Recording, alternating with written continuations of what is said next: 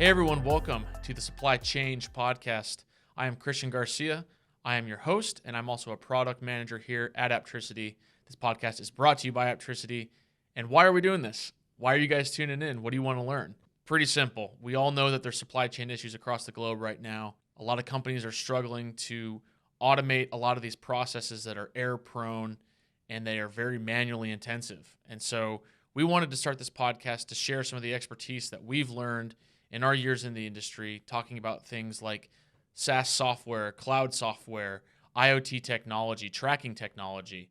And we're also going to be bringing on industry specialists. We're going to be doing some interviews.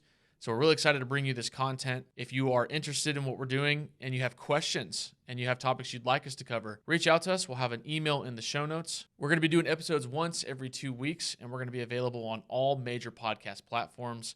So thank you guys for tuning in. If you like the podcast, please subscribe. Give us 5 stars, all the things that you do for all your favorite podcasts. So thanks for tuning in. Hope you enjoy.